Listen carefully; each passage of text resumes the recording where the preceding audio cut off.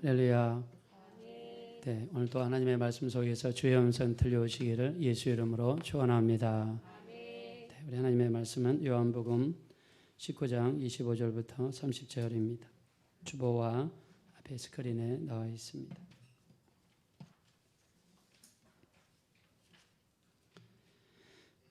요한복음 19장 25절에서 30절 다 같이 합독하겠습니다. 시작.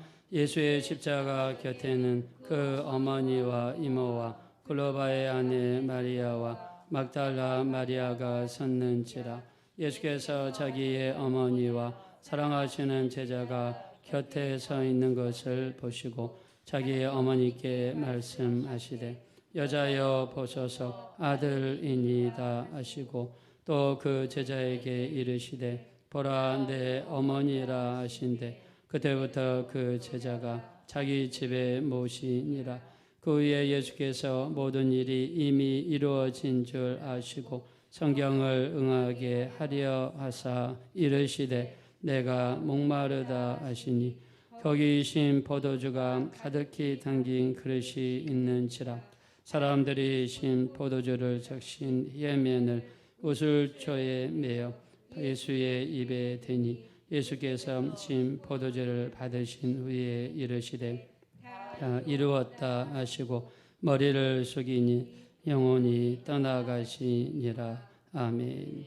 우리 따라합시다. 끝까지 예수님과 함께했던 사람들. 네, 끝까지 예수님과 함께했던 사람들에 대해서 오늘 말씀을 나누려고 하는데요.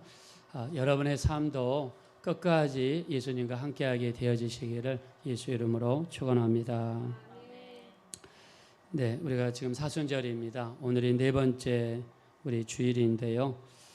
사순절은 예수님이 나를 위해서 고난 받으시고 또 어려움 당하시고 또 채찍 맞으시고 십자가에서 죽으시고 또 피 흘리신 것을 기념하는 그런 절기입니다. 그래서 사순절 기간은 좀 더 거룩하고 이렇게 하나님 앞에서 좀 더 정돈된 모습으로 우리가 살았으면 좋겠습니다. 특별히 요즘에 우리가 새벽 예배를 드리고 있습니다. 온라인으로 새벽 예배를 드리고 있는데 특별 새벽 기도를 드리고 있어요. 그래서 특별 새벽 기도 때도 또 이 교회 나와서 같이 예배하시는 분들 또 온라인으로 예배 드리신 분들이 있는데 다른 날은 아니고 또 사순절 기간이니까 우리가 조금 더 시간을 내서 주님께 드리고 기도하고 주님을 묵상할 수 있는 그런 시간이 됐으면 좋겠습니다. 자, 우리 오늘 먼저 본문을 말씀을 드리면 오늘 본문은 예수님이 지금 십자가에 달려 계시고 또 주변에 사람들이 있습니다. 자, 예수님 주변에는 대부분의 사람들은 유대인들이고요. 대제사장, 또 제사장들, 바리새인들, 서기관들. 빌라도 법정에서 예수님을 향하여 있는 힘을 다해 소리쳤던 사람들. 어떻게 소리쳤습니까? 저를 없이하게 하소서, 없이하게 하소서. 저를 십자가에 못 박게 하소서. 자, 이런 소리를 끝까지 쳤던 사람들이 다수를 이루고 있는 상황입니다. 분위기는 험악하고 또 거기에 있다가는 어떻게 될지도 모르는 그런 상황 속에 있었습니다. 자, 주님이 십자가에 계실 때 오늘 이 두 가지를 주님이 하셨는데, 자, 주님께서 십자가상에서 내가 목마르다라고 말씀을 하셨어요. 자, 실제로 십자가에 이렇게 매달려 있으면 계속해서 손목과 발에 박혀 있는 대못을 통해서 계속해서 피가 밖으로 나오고 물도 밖으로 나오면서 호흡도 곤란해지고 또 몸에 있는 수분도 사라진다고 합니다. 자, 그래서 주님께서 목이 마르다 하셨는데, 자, 우리 한번 28절 보겠습니다. 28절. 자, 다 같이 읽겠습니다. 시작. 그 후에 예수께서 모든 일이 이미 이루어진 줄 아시고 성경을 응하게 하려 하사 이르시되 내가 목마르다 하시니. 아멘. 자, 예수님이 내가 목이 마르다. 자, 예수님이 목마르다 하니까 자, 주변에 있는 사람들이 예수님의 목을 좀 축여주기 위해서 신포도주를 가져왔습니다. 자, 그 전에 우리가 성역 공부를 통해서 배웠습니다. 예수님께 쓸개탄 포도주. 자, 쓸개탄 포도주는 무슨 역할을 한다고 그랬죠? 마치 역할을 한다고 그랬죠. 그래서 마태복음에서는 포도주에다가 쓸개를 타가지고 이렇게 어떤 액체를 만들었는데 그거를 먹으면 우리가 현재 그 쓰는 마취제처럼 통증을 느끼지 못한다고 해요.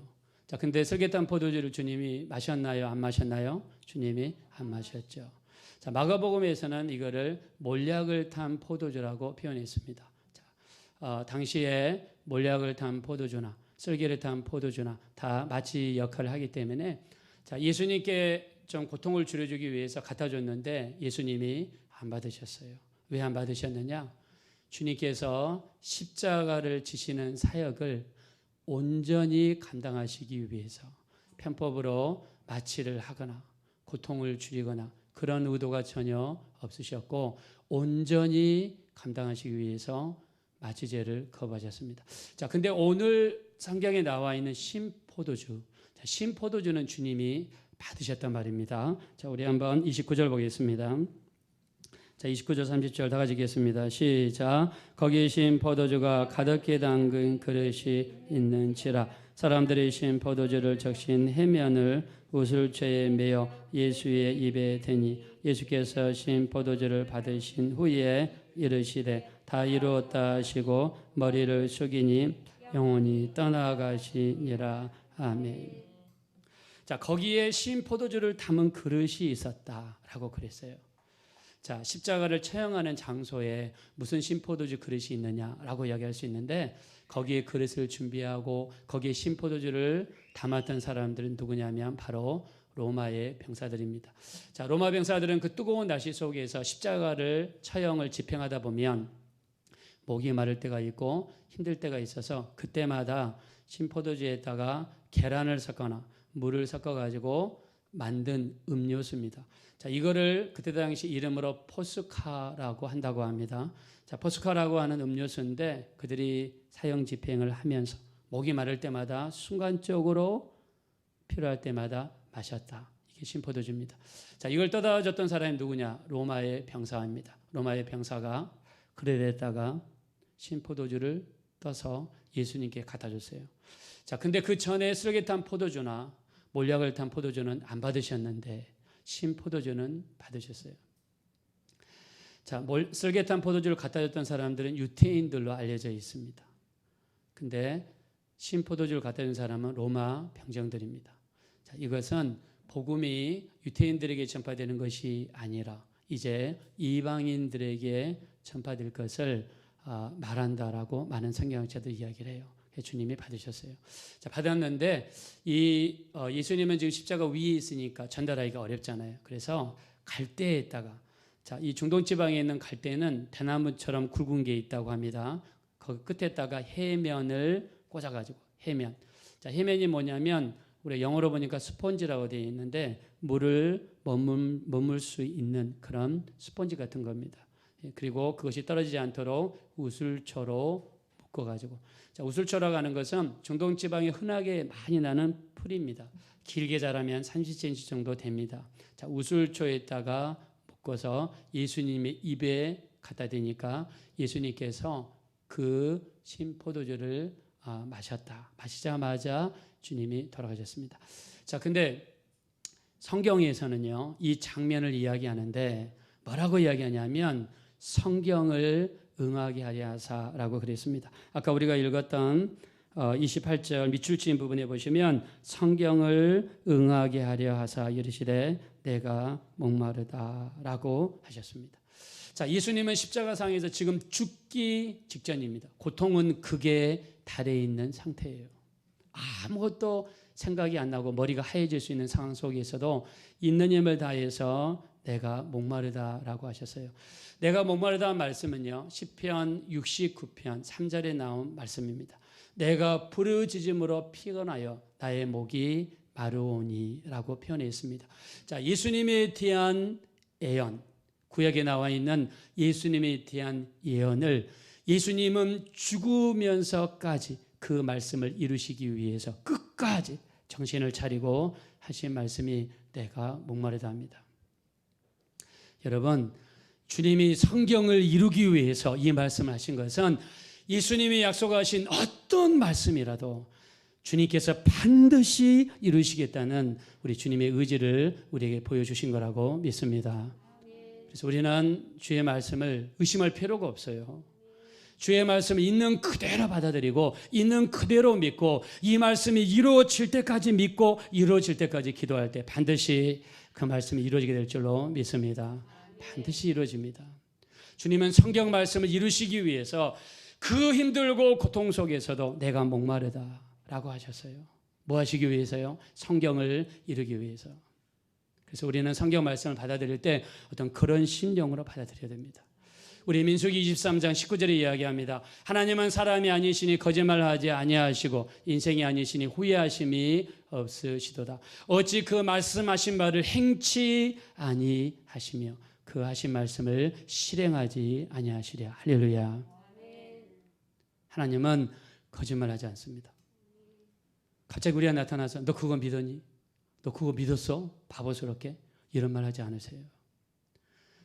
그 말씀하신 바를 반드시 행하시고 그 하신 말씀을 반드시 실행하여 주실 줄로 믿습니다. 그래서 우리 신앙생활은 말씀을 믿는 것입니다. 약속의 말씀을 믿는 거예요. 성경을 뭐라고 합니까? 바이블이라고 그러는데 우리가 성경을 구약과 신약이라고 그러죠. 구약은 옛날 약속, 신약은 새로운 약속. 하나님은 그 하신 말씀을 반드시 이루시겠다는 뜻을 말씀하고 있어요. 이사야서 55장 10절 말씀하십니다. 하늘에서 비와 눈이 내려서 다시 그리로 돌아가지 아니하고 땅을 적시며 소출이 나게 하며 싹이 나게 하여 파종하는 자에게 종자를 먹을 자에게 양식을 준과 같이 내 입에서 나가는 말도 헛되이 내게로 돌아오지 아니하고 나의 기뻐하는 뜻을 이루며 내가 보낸 모든 일에 형통함이라고 말씀하셨습니다. 할렐루야. 여러분 비와 눈이 하늘에서 내려서 다시 올라간 거 본 적이 없죠. 그런 것처럼 하나님의 입에서 나오는 말씀은 오늘 또 믿는 자를 통해서 반드시 이루어지게 될 줄로 믿습니다. 자, 그래서 우리가 말씀을 받을 때 심령이 중요합니다. 여러분들이 누가복음 8장 15절의 말씀을 가졌으면 좋겠어요. 좋은 땅에 떨어졌다는 것은 착하고 좋은 마음으로 말씀을 듣고 지키어 인내로서 결실하는 자라 그랬습니다. 자, 누구든지 착하고 좋은 마음을 가지고 말씀을 대하게 되면 그 사람을 통해서 반드시 하나님의 말씀의 열매가 나타나게 될 줄로 믿습니다. 사도 바울도요 데살로니가 교회를 칭찬했습니다. 어떻게 칭찬했습니까? 데살로니가전서 2장 13절에 보니까 너희가 말씀을 받을 때에 사람의 말로 받지 아니하고 하나님의 말씀으로 받으니 잘하는도다. 이 말씀이 너희 믿는 자 속에서 역사하느니라. 할렐루야. 말씀은 믿는 자 속에서 역사합니다. 오늘 또 여러분 예배 속에서 들려오는 이 말씀을 믿으시고 나에게 하시는 말씀으로 받아들일 때 이 말씀이 살았고 운동력 있는 말씀으로 우리에게 반드시 이루어지게 될 것입니다. 또 우리 서울 주사랑 교회가 데살로니가 교회와 같이 이 말씀을 믿음으로 받으셔서 사람의 말로 받지 아니하고 믿음으로 받으셔서 하나님의 말씀의 역사 반드시 이루어지게 되시기를 예수 이름으로 축원합니다. 그래서 우리 주님은 말씀을 이루시기 위해서 십자가에서 내가 목마르다. 괜히 하신 말씀이 아니라 말씀을 이루시려는 그 주님의 뜻이 담겨 있는 것을 알 수 있습니다. 자, 예수님을 따르면서 처음에는 많은 사람들이 예수님을 따랐어요. 예수님을 따라가니까 떡 5개 물고기 2마리로 5,000명을 먹이시고 12광주리가 남네요. 예수님을 따라다니다 보니까 떡 7개 물고기 2마리 가지고 4,000명을 먹이시네요. 그리고 또 7광주리가 남네요. 막 이런 역사들이 나타났어요. 그래서 처음에는 예수님을 따르는 사람들도 많았고 또 예수님을 따르는 지도자들도 많았어요. 자, 어느 날 주님이 설교하십니다. 요한복음 6장 53절에 설교하십니다.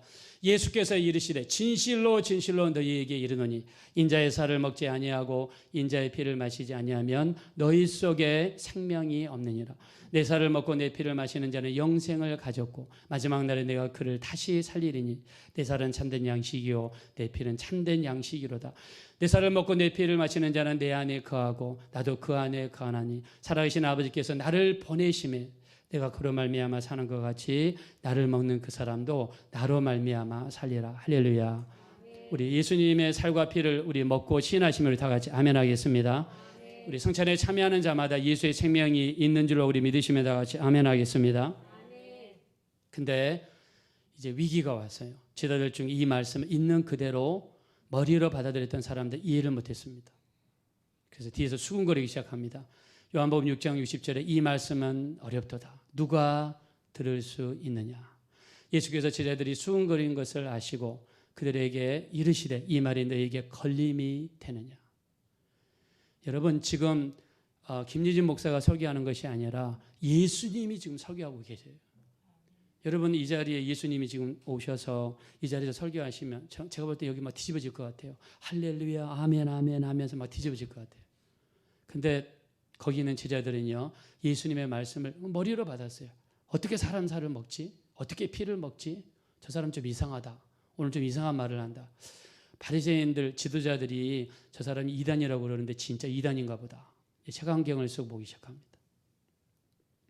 주님께서 이 말에 너희에게 걸림이 되느냐. 인자가 이전 있던 곳으로 올라가는 것을 볼 것 같으면 너희가 어찌 하겠느냐. 살리는 것은 영이요 육은 무익하니라. 내가 너희에게 이른 말이 영이요 생명이니라. 할렐루야. 자, 우리가 강대상에서 선포되는 말씀은 영이에요. 이 말씀을 머리로 이해하려면 안 되고요. 내가 머리로 이해가 안 돼도 가슴으로 받아들이고 믿으려고 노력할 때 나중에 하나님께서 우리에게 체험을 주십니다. 우리 삶 속에 체험이 이루어지고 경험이 이루어져서 살아계신 하나님을 반드시 만나게 될 줄로 믿습니다. 여러분 엠마오로 가는 제자들 보세요. 그들이 뭐라고 합니까? 우리에게 말씀하시고 우리에게 성경을 풀어주실 때에 우리 속에서 마음이 뜨겁지 아니하더냐. 자, 예수님의 말씀을 받을 때 그들도 예수님과 직접 만나서 말씀을 받았는데 그 말씀을 마음으로 받으니까 마음이 뜨거워지고 엠마오로 가던 발걸음이 180도 바뀌어서 예루살렘으로 올라가는 그런 삶으로 바뀌었습니다. 그래서 우리 예수님의 말씀을 마음으로 받지 못했던 사람들은 예수님을 떠나갔습니다. 요한복음 6장 66절에 보니까 제자 중에 많은 사람들이 떠나가고 다시는 예수님과 함께 다니지 아니하더라 그랬습니다. 우리가 교회 다니면서 실족한 사람들이 있죠. 말씀이 잘 안 믿어져서 사람들과 사이에서 다툼이 일어나고 또 분란이 있어서 교회를 떠나가서 믿음을 떠나는 사람들이 있습니다. 어떤 일이 있어도 여러분 떠나서는 안 돼요. 절대로 떠나서는 안 됩니다. 두 번째는 베드로입니다. 베드로는 예수님의 제자들 중에서 수제자입니다. 여러분 예수님의 제자들이 레벨이 있어요. 레벨이라고 하면 좀 이상하긴 한데 굳이 분리하자 그러면 첫 번째 500명의 제자들이 있죠. 고린도전서 15장 6절 500명의 제자들. 그 다음에 사도행전 1장 15절에 120명의 제자들. 누가복음 10장 1절에 70명의 제자들. 마태복음 10장 1절에 12명의 제자들. 마태복음 26장 37절에 3명의 제자들. 베드로, 요한, 야고보. 이 세 사람은 예수님의 수제자 중에 수제자였습니다. 그 중에 수제자가 베드로예요. 베드로는요. 신앙생활 하는 양상을 보니까 물론 나중에는 바뀌었지만 처음에는 말이 앞서는 사람이에요. 그래서 우리가 사람들을 만났을 때 나는 이렇게 하겠다. 나는 저렇게 하겠다. 말만 무성한 사람은 허당입니다. 베드로도 말만 무성했던 사람이에요. 마태복음 26장 33절에 보니까 모든 사람이 주를 버릴지라도 나는 결코 주를 버리지 않겠습니다. 주를 버리지 않겠다는 앞에 결코라는 단어를 썼어요. 영어로 never. 여러분 내가 결코 뭘 하지 않겠습니다. 의지가 대단한 사람이죠. 닭이 오늘 밤 닭 울기 전에 네가 나를 3번 부인하리라. 그때 모든 사람이 주를 버릴지라도 나는 주를 버리지 않겠습니다. 그리고 내가 주와 함께 죽을지언정 주를 부인하지 않겠습니다. 자기 목숨을 걸었어요. 내가 주와 함께 죽을지언정. 마태복음 26장 35절에 내가 주와 함께 죽을지언정. 그래서 우리가 고백도 중요하지만 행동도 굉장히 중요합니다. 우리 야고보서 2장 26절에 보니까 영혼 없는 몸이 죽은 것 같이 행함이 없는 믿음은 죽은 거라고 그랬어요. 베드로는 예수님이 붙잡히기 전에 이렇게 아주 호언장담하면서 내가 주와 함께 죽을지언정 주를 부인하지 않겠습니다. 이렇게 이야기했어요.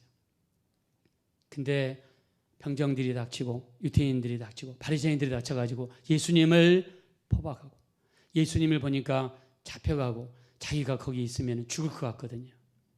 그는 예수님을 부인합니다. 마태복음 26장 70절에 보니까 예수님을 부인할 때 모든 사람 앞에서 예수님을 부인했어요. 한 사람 앞에서만 부인한 게 아니라 모든 사람 앞에서 부인했습니다. 그리고 72절에 보니까 맹세하면서 부인했어요. 74절에 보니까 저주하면서 맹세하면서 예수님을 부인했습니다. 누가복음 22장 61절에 보니까 베드로가 세 번째 부인했을 때는요, 예수님께서 몸을 돌이켜서 세 번째 부인하던 베드로와 눈이 마주쳤다고 그랬습니다.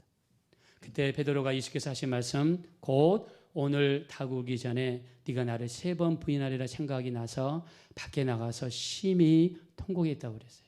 세 번째 부인했을 때는요, 예수님이 다 듣고 계신 거예요. 그리고 몸을 돌이켜서 베드로와 1대1로 마주봤습니다. 예수님의 눈을 보는 순간 베드로는 그때 예수님이 하신 말씀이 생각났다고 그랬어요. 오늘 밤 닭이 울기 전에 네가 세 번 나를 부인하리라 하시면 생각나가지고 밖에 나가서 심히 통곡했습니다. 베드로는요, 예수님을 끝까지 따라가지 못했어요. 도망갔습니다. 다른 제자들에 대한 기록은 없어요. 근데 기록은 없어도 뻔합니다. 무서워서 자기 목숨 하나 건사하려고 다 도망친 거예요. 근데 오늘 본문에 나와 있는 5사람은 대단한 사람들입니다. 예수님의 수제자 베드로까지도 도망치고 수많은 사람들이 예수님을 부인하고 멀리 도망쳤어요. 지금 골고다 언덕은 예수님을 반대하는 사람이 다수입니다. 번뜩거리는 눈으로 혈안이 되어서 어떻게 하면 예수 믿는 사람들을 죽일까 혈안이 되어 있는 그런 상황이에요. 이런 상황 한가운데 예수님 바로 십자가 곁에는 끝까지 예수님을 따라갔던 5명의 사람이 나와 있습니다. 여러분들도 어떤 목숨이 위험이 온다 할지라도 어떤 환경과 위험 속에서도 주변에 늑대와 같이 혈안을 번뜩거리며 여러분을 죽이는 사람이 있다 할지라도 끝까지 예수님 십자가 곁에 같이 갈 수 있는 저와 여러분 되었으면 예수 이름으로 축원합니다. 자, 다른 사람이 누군가 한번 살펴보겠습니다. 본문으로 돌아가겠어요. 25절입니다. 다 같이 읽읍시다. 시작. 예수의 십자가 곁에는 그 어머니와 이모와 글로바의 아내 마리아와 막달라 마리아가 섰는지라. 아멘. 자, 여기는 예수님의 십자가 곁입니다. 바로 십자가 곁에 있어요. 자, 그 어머니는 누굽니까? 예수님의 어머니 마리아죠. 예수님의 어머니 마리아는요, 자기 몸에서 낳은 아들입니다. 근데 주변에 수많은 사람들은 소리 지르면서 예수님 십자가를 죽이라고 그러고, 그리고 아들은 십자가에 누워서 발목은 대못에 박혀 있고, 손목도 대못에 박혀 있고, 그리고 피를 흘리면서 죽어갑니다. 여러분, 그 바로 십자가 옆에 바로 그 어머니가 앉아 있었어요. 얼마나 여러분 가슴이 아팠을까요? 안중근 의사가 아마 가톨릭 신자로 알려져 있죠. 그 어머니가 조 마리아입니다. 안중근 의사가 이토 히로부미를 죽이려고 떠날 때에 너는 오직 하나님의 나라, 이 나라만 생각하고 가서 최선을 다해서 일해라, 싸워라, 기도하면서 싸워라 보냈다고 합니다. 이토 히로부미를 죽이고 감방에 갇혀 있을 때 한 번도 찾아가지 않았다고 그래요. 왜냐하면 가서 보면은 기절하고 죽을까 봐. 그래서 수의를 만들어서 보내고 음식을 만들어서 보내고, 그리고 말하기를 재판에서 사형 선고를 받거든 항소하지 마라. 항소는 일본에게 비는 것이고 네가 구걸하는 것이다. 당당하고 떳떳하게 죽으라고 했다고 그럽니다. 자, 그렇게 말했다고 해도 여러분 그 마음이 어떻게 하겠어요? 자기 몸으로 낳은 자식. 여러분 안타까운 사람이 있습니까? 저도 자식을 낳아보니까 너무 자식이 사랑스럽고 귀엽고 너무 사랑스럽습니다. 커도 똑같습니다. 여러분 자기 몸으로 낳은 아들인데 그 아들 밑에 있다는 게 여러분 얼마나 힘들었겠어요.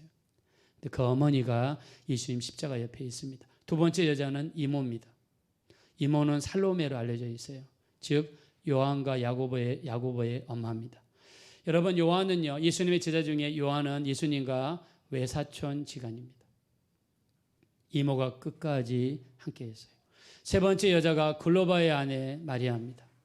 글로바의 아내는 성경에 정확하게 어떤 일을 했는지 잘 알려져 있지 않습니다. 근데 이 여자분이 예수님 옆에 있었어요. 자, 네 번째 여자가 막달라 마리아입니다. 이 여자는 논란의 여자예요. 여러분 다빈치 코드 뭐 영화라든가 책을 혹시 보실지 모르겠는데 보지 마세요. 이 글을 쓴 사람은 댄 브라운이라는 사람인데 이 막달라 마리아와 예수님이 결혼했다라고 이야기합니다. 근데 그는 성경을 몰라도 한참 모르는 사람이에요. 그냥 막달라 마리아가 예수님 발에다가 기름을 붓고 머리카락을 풀어가지고 예수님 발을 씻어줬다고, 그리고 예수님이 부활하실 때 제일 먼저 만난 여자가 누구예요? 막달라 마리아예요. 그렇다고 해서 예수님을 엮었는데 어떻게 엮었습니까? 예수님과 막달라 마리아가 결혼을 했고 자손을 낳아서 프랑스 파리에서 왕족으로 숨어 있다가 뭐 그 비밀이 루브르 박물관에 숨어져 있다가 로마 교황청에서는 이거를 숨기려고 뭐 말도 안 되는 스토리를 쓰고 있어요. 첫째, 왜 말이 안 되냐? 막달라 마리아는 이때 당시에 나이가 최소한 60세에서 70세로 알려져 있어요. 여러분 30대 청년한테 야, 너 할머니랑 결혼할래? 나이가 60밖에 안 됐대. 70밖에 안 됐대. 여러분 그러면 결혼하겠습니까? 저는 죽어도 못할 것 같아요. 여러분 그 말이 안 되는 이야기죠. 어떻게 그렇게 붙입니까? 막달라 마리아는 나이 많은 여자예요. 왜 예수님은 이렇게 가까이 있느냐? 그리고 막달라 마리아가 예수님의 발에다가 기름을 붓고 씻었다고요? 예수님의 발에다가 기름을 붓고 씻었다고 한 사람, 이름이 밝혀진 여자는 요한복음 12장 3절에 나와 있는 베다니 마리아입니다. 베다니에 사는 마리아. 이 사람은 오빠가 나병에 걸렸던 나사로입니다. 예수님께서 죽은 지 4일 된 나사로의 문 앞에 가가지고 살려주시지요. 그 여동생이 베다니 마리아예요. 그럼 막달라 마리아나 베다니 마리아나 목사님 똑같죠? 베다니는 예루살렘에서 오리입니다. 오리면 2km입니다. 남동쪽으로 2km 있는 동네예요. 베다니는. 그 막달라는 어디냐? 저 북쪽에 한 200, 300km 북쪽에 있는 갈릴리 호수 동쪽에 있는 마을이 막달라입니다.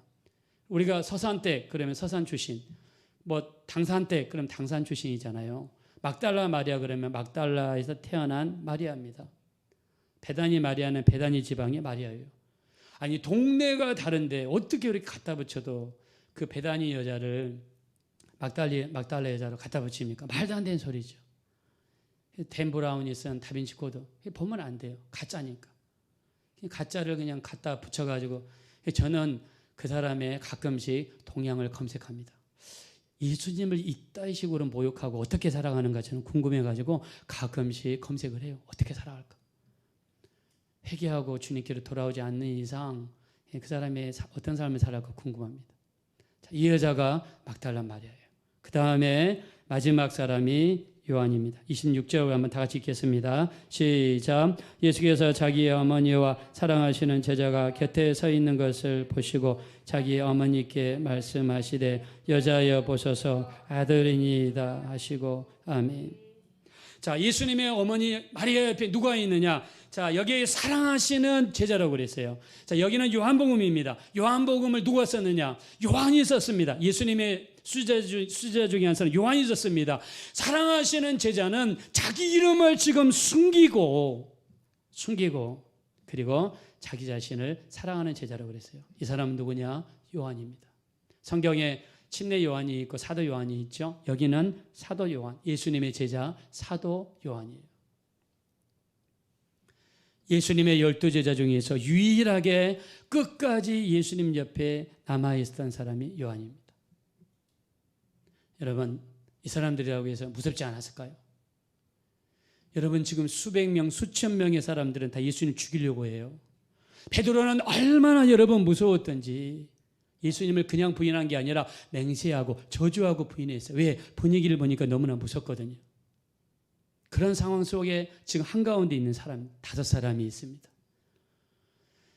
이 사람들은 예수님이 죽으시는 현장까지 끝까지 동행했던 사람들이에요. 이들이 동행할 수 있었던 이유는 첫째, 저는 예수님에 대한 사랑이라고 생각합니다. 할렐루야.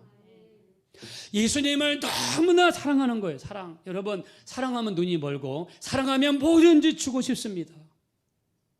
사랑하는 사람을 위해서라면 뭐든지 주고 싶어요. 제가 어렸을 때 저희 집에 흑백 텔레비전이 있었어요. 그때 서부 영화를 많이 했습니다. 보니까 어떤 여자가 이 땅굴을 산 다음에 땅을 파고 들어갔더니 노다지가 터졌어요. 근데 사랑하는 남자가 교수형에 처해가지고 죽기 직전에 있어요. 그러니까 땅 문서, 노다지가 있는 그 산 문서를 사람들에게 주면서 그 남자를 사면해주고 풀어달라고 사람들한테 예언하고 그 남자를 사더라고요. 사랑하니까. 여러분, 사랑하면요 뭐든지 할 수 있습니다. 그래서 우리가 요한일서 4장 2절에 보니까 사랑하는 자들아 우리가 서로 사랑하자. 사랑은 하나님께 속한 것인즉 사랑하는 자마다 하나님께로부터 나서 하나님을 알고 사랑하지 아니하는 자는 하나님을 알지 못하나니 이는 하나님은 사랑이시니라. 누구든지 하나님을 사랑하노라 하고 형제를 미워하는 자는 이는 거짓말하는 자니 보는 바 형제를 사랑하지 못하는 자는 보지 못하는 바 하나님을 사랑할 수 없느니라 그랬습니다. 여러분, 주변에 지금 늑대와 같이 수많은 사람들이 우리를 막 잡으려고 지금 눈을 번뜩거리면서 혈안이 되어서 주변에 있어요. 그 한가운데 5사람이 그 속까지 들어갈 수 있는 것은 예수님을 향한 사랑이에요. 예수님을 향한 사랑은요 어디든지 상관없어요. 예수님이 가시는 곳이라면 나는 주님을 사랑하기 때문에 예수님이 계신 곳이라면 어디든지 우리는 따라가야 될 줄로 믿습니다. 두 번째는 죽기를 두려워하지 않았습니다. 이 사람들이 만약 자기 목숨을 조금이라도 아까워했으면 거기까지 따라갔을까요? 저는 이 사람들은요 그냥 죽음을 불쌍한 사람들을 생각해요. 예수님이 말씀하십니다. 마태복음 24장 16장 24절에 말씀하십니다. 누구든지 나를 따르려거든 자기를 부인하고 자기 십자가를 지고 나를 따를 것이니라. 누구든지 자기 목숨을 얻고자 하면 잃을 것이요 누구든지 나를 위하여 자기 목숨을 잃으면 얻을 것이니라. 할렐루야. 요한은요 예수님의 그 많은 제자들 500명의 제자도 아니에요, 120명의 제자도 아니에요, 70명의 제자도 아니에요, 12명의 제자 중에서 3명의 제자 중에서 유일하게 1명 목숨 죽기를 불사하고 들어가서 그쪽에 들어갔습니다. 요한은 몇 살까지 살았냐면 94살까지 살았어요. 12명의 제자 중에서 유일하게 순교를 당하지 않았어요. 붙잡혔습니다. 가마솥에 집어넣고 오랫동안 끓였어요. 소뚜껑 문을 열면 벌떡 일어나서 걸어 나왔어요. 안 죽어요. 높은 낭떠러지에 떨어져 데리고 가가지고 밑으로 밉니다. 밑에는 돌바닥입니다. 밑에 내려가서 보니까 아직도 살아있어요. 그래서 반모라고 하는 섬으로 유배를 보냈습니다. 유배를 보내 굴 속에 있을 때 그가 들려오는 주님의 음성이 있었어요. 그 음성을 듣고 기록한 성경이 요한계시록. 그리고 황제가 죽은 다음에 그가 용서를 사면을 받아가지고 에베소에 가서 쓴 성경이 요한복음. 그 다음에 요한 1, 2, 3을 쓰면서 그가 했던 말은 사랑하는 자들아 우리가 서로 사랑하자. 사랑은 하나님께 속한 것인즉 사랑하는 자마다 하나님께로부터 나서 하나님을 알고 사랑하지 아니하는 자는 하나님을 알지 못하나니 하나님은 사랑이심이라 그랬습니다. 여러분, 사랑은 받아주고 사랑은 용서하고 사랑하는 사람을 위해서는 내가 무엇이든지 할 수 있을 때 우리 그 사랑은요 정말 주님께로 향하는 겁니다. 주님께로. 우리 주변에 사랑하는 게 요즘에 얼마나 여러분 많습니까? 너무나 많아요. 우리 어떤 사람이 예수님을 찾아왔습니다. 마태복음 22장 38절에 이야기합니다. 선생님, 율법 중에 어떤 계명이 큽니까? 예수님 뭐라고 했죠? 너희가 마음을 다하고 목숨을 다하고 뜻을 다하여 주인 너희 하나님을 사랑하라 하셨으니 이는 크고 첫째 되는 계명이요 둘째도 이와 같으니 내 이웃을 내 몸과 같이 사랑하라 하셨느니라 그랬습니다.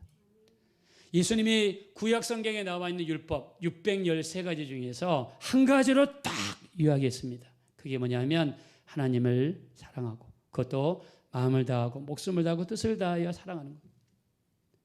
우리가 주님을 사랑할 때 여기 나와 있는 5명의 사람들처럼 이들은 정말 주님을 사랑했기 때문에 그 주님을 사랑하는 마음이 그 자기가 죽을 수도 있는데 그 현장까지 자기들이 이끌고 말았습니다. 우리 주변에는요 우리를 미혹하는 게 너무나 많습니다. 우리를 주님께로 가는 발걸음을 막고 미혹하는 게 너무나 많아요.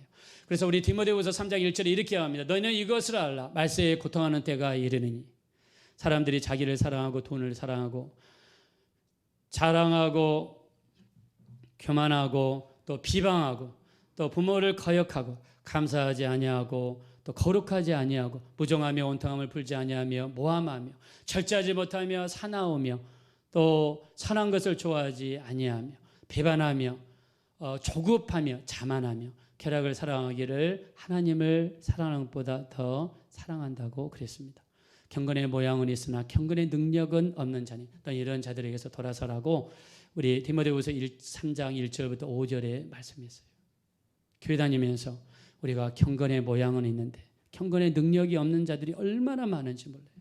우리가 겉으로는 교회에 오래 다녔습니다. 겉으로는 예수를 많이 믿었어요. 근데 말씀이 그 사람에서 역사하지 않습니다. 말씀이 우리 안에서 작동하지 않습니다. 내가 교회에서는 누가 얼마든지 우리 모두 큰 소리 칠 수 있지만 우리가 그 말씀이 나랑 전혀 상관없는 삶을 살아간다 그러면 우리는 끝까지 과연 예수님을 따라갈 수 있을지 의문입니다. 마지막 때는요, 우리 주변에 우리를 힘들게 하는 게 너무나 많습니다. 마태복음 24장 우리 9절부터 13절에 보면 그때 사람들이 너희를 환난에 넘겨주겠으며 너희를 죽이겠으며 너희가 내 이름 때문에 모든 민족에게 미움을 받을 것이라. 그때 많은 사람들이 실족하겠으며 서로 잡아주고 서로 미워하겠으며 거짓 선자들이 많이 나타나 많은 사람들을 미혹하겠으며 불법이 성함으로 많은 사람의 사랑이 식어지리라. 그러나 끝까지 견디는 자는 구원을 얻으리라. 할렐루야. 마지막 때가 되면 많은 사람들이 너희를 환난에 넘겨주겠고 너희를 죽이겠으며 너희가 내 이름 때문에 모든 민족에게 미움을 받을 것이라. 그랬습니다. 여러분 그때도 여러분 믿음 지킬 수 있습니까? 예수님을 향한 사랑 지킬 수 있습니까? 2007년에 독일에서 일어난 사건이에요. 독일이 아니라 터키에 있는 말라티아라는 도시에서 일어났습니다. 여기에 독일의 틸만 선교사, 터키의 네자티 목사님, 그다음에 우우르라고 하는 3명의 형제. 2007년 4월 달인데요. 부활주일 날 전혀 모르는 청년 5명이 교회를 와서 예수 믿고 성경을 공부하고 싶다고 그랬습니다. 그래서 4월 18일 날 이들을 교회 사무실로 불러가지고 성경 공부를 했습니다. 틸만 독일 선교사, 네자티 터키 목사님, 우르 형제 3명과 5명의 교회안들 같이 성경을 공부하러 왔어요. 5명의 교회안들은 극단 이슬람주의 사람들이었습니다.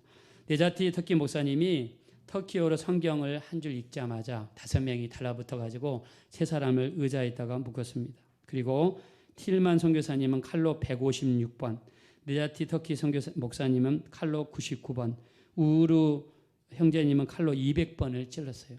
귀를 잘라내고 코를 잘라내고 생식기를 잘라내고 내장을 끄집어낸 다음에 내장을 사람들이 보는 앞에서 갈기갈기 잘랐습니다. 예수를 부인하라고 이야기했지만 그들은 끝까지 예수를 부인하지 않고 그들은 끝까지 예수를 시인하며 죽었습니다. 이 일이 터키에서 일어났어요. 터키 사람들이 지난번에 월드컵에서 우리나라에서 일어났던 월드컵에서 3, 4위전에서 터키랑 붙었잖아요. 끝난 다음에 터키 선수들은 손잡고 갔다고 그래서 형제국가 하는데 저는 그거 아니라고 생각합니다. 이 사람들은 방송이라든가 TV에서도 굉장히 노골적으로 기독교인들을 핍박한다고 해요. 여러분 우리나라에서 이슬람교 배격하나요? 여러분 미국이라든가 캐나다라든가 자유우방 지역에서 여러분 이슬람교 민다고 해서 여러분 배격합니까? 제가 토론토에 살고 있을 때 얼마나 큰 이슬람 사원들이 주변에 많은지 몰라요. 그래도 돌 던지지 않아요. 근데 터키라든가 중동 지방에서 예수 믿으면 죽입니다. 지난번에 아이시스 사람들 사막에서 예수 믿는 남자들 줄로 세워놓고 뒤에 서가지고 칼로 목을 땄습니다. 예수 믿는다는 이유 때문에. 저는 우리나라가 얼마나 감사한지 몰라요. 우리 여러분 예수 믿기 때문에 핍박받습니까? 안 받습니다. 자, 여기 어려운 가운데서도 5명의 사람들은 예수님을 사랑했던 사람들이고 예수님을 위해서 목숨이라도 바꾸고자 했던 사람들이에요. 그들은 끝까지 예수님 곁에 있을 수 있었습니다. 자, 우리 주변에 앞으로 우리에게 어떤 일이 닥칠지 우리는 아무도 알 수 없습니다. 그러나 확실한 것은요, 날마다 기도하는 자, 날마다 말씀 붙잡고 기도하는 자는 어떤 핍박과 환난과 어려움이 온다 할지라도 우리는 예수님이 가시는 곳이라면 그곳이 십자가라 할지라도 우리는 그 곁에 반드시 머무게 될 줄로 우리 참으로 주님을 뜨겁게 사랑하게 도와주십시오. 목숨 걸고 주님을 사랑하게 도와주십시오. 주님이 가시는 곳이 어디든지 간에 주님을 따라가게 도와주십시오. 우리가 기도와 말씀으로 우리 주변에 있는 모든 어려움들을 우리가 이기게 도와주십시오. 끝까지 주님을 따라갈 수 있는 우리가 되게 달라고 우리 합심으로 간절히 기도하겠습니다. 돌아오시고 자비로우신 하나님 진심으로 감사합니다.